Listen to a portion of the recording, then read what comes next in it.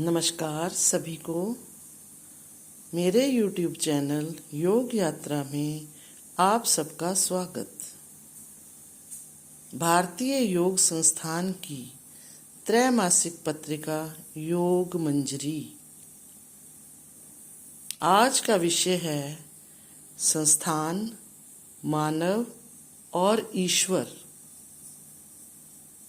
आप पूछेंगे कि योग संस्थान क्या है? योग संस्थान केवल एक बात कहता है कि वह ऐसा वायुमंडल निर्माण कर देना चाहता है, एक ऐसी परंपरा बना देना चाहता है जिस परंपरा में या जिस वायुमंडल में आने वाले व्यक्ति के अंदर एक भावना उत्पन्न हो जाए कि मेरे जीवन का लक्ष्य क्या है, मुझे क्यों जीना है, मैं संसार में आया क्यों हूँ। मेरा जीवन इसलिए नहीं है कि जैसे तैसे दिन पूरे किए और चल दिए। मेरा जीवन इसलिए है कि अपने जीवन के सामने जो उद्देश्य रखे हैं उनकी पूर्ति करके ही जाऊं। परंतु कौन करेगा? जिसके सामने लक्ष्य है, और जिसके सामने कोई लक्ष्य नहीं है उनके आने और जाने का कुछ पता नहीं। कब आया कब चला गया कुछ पता नहीं। ऐसे जीवन को जीवन कहना, और यह भी मानव जीवन कहना, यह तो लज्जाजनक है। ऐसा जीवन तो हमारे सारे जानवरों का दिखाई देता है। उनमें और हमारे में अंतर क्या है? और फिर एक बात और, हे मानव, तू साधारण नहीं है, तू सर्वश्रेष्ठ प्राणी है और तुझे अपनी श्रेष्ठता अपने जीवन से प्रकट करनी होगी। हम प्रकट करके जा रहे हैं, तू हमारे पीछे चल। उन्होंने अपने जीवन का आदर्श हमारे सामने रखा, इसलिए वे पूज्य हो गए। हमारे सामने एक मार्ग निश्चित करके गए, और वह मार्ग कौन सा निश्चित करके गए कि मनुष्य के जीवन का लक्ष्य क्या है। मानव ईश्वर बन सकता है, या दूसरे शब्दों में कहा जाए कि मानव ईश्वर ही है। मानव ईश्वर बन सकता है। मानव ईश्वर है, यह ईश्वरीय अंश लेकर आया है। हमारे अंदर आत्मा निवास करती है। आत्मा ईश्वरीय अंश है। वह ईश्वर को साथ लिए घूमता है, 24 घंटे साथ लिए घूमता है।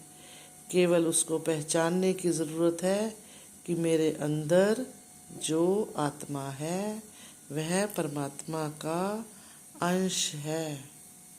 बस उसको यह मालूम होने लगा तो फिर उसके पश्चात ईश्वर और उसमें कोई अंतर नहीं रह जाएगा। योग संस्थान ने योग मार्ग अपनाया है। योग मानव को अपने अंदर झांकने के लिए प्रवृत्त करता है। योग ईश्वर से साक्षात्कार करवाने का काम करता है। मानव को ईश्वर तक पहुंचाने का और फिर मानव को ईश्वर बनाने का एक सर्वोत्कृष्ट मार्ग है। आप विचार करिए, किस बात के लिए हमको ईश्वर ने शरीर दिया है, जिसको मानव के रूप में हम सब देखते हैं। उसको पहचानने का प्रयास कीजिए, दूर तक उसको पहचानते जाइए। आपको अपने जीवन का आनंद आने लगेगा। घर बार छोड़कर जाने की इच्छा के पीछे कौन सा रहस्य है? आप पूछेंगे। रहस्य केवल आनंद ही है।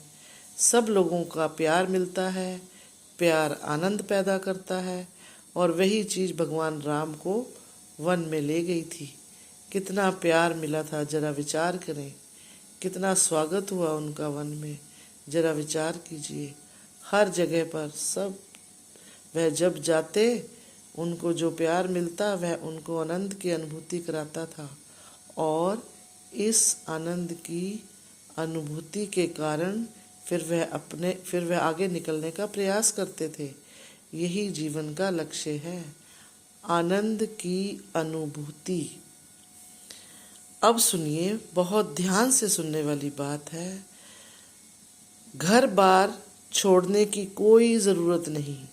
इस गृहस्थ में रहते हुए आप आनंद ले सकते हैं।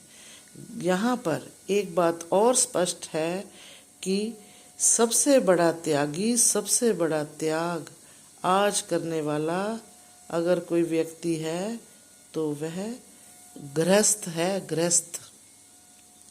गृहस्थी में रहते हुए, कष्ट सहते हुए, झमेलों से लड़ते हुए सबसे अधिक जो त्याग करता है, संन्यास वृत्ति का प्रदर्शन करता है, वह गृहस्थ ही है। जितने मंदिर आपको दिखाई देते हैं किसी साधु ने नहीं बनाए, किसी घर बार छोड़ने वाले ने नहीं बनाए। जन्म से जो सन्यासी रहा है उसने कोई अट्टालिका खड़ी नहीं की।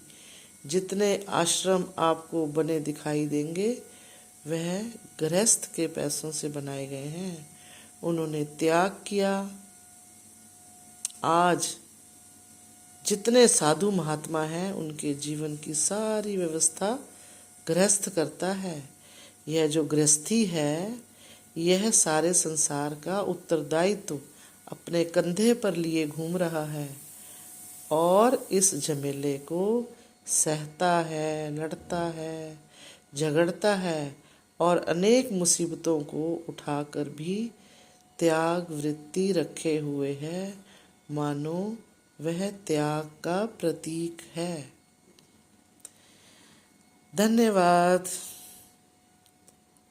यदि आपको मेरी यह वीडियो पसंद आई हो तो मेरे चैनल को सब्सक्राइब करें, वीडियो को लाइक और शेयर करें, ताकि मैं आपके लिए इसी प्रकार की और भी वीडियोस लेकर आ सकूं।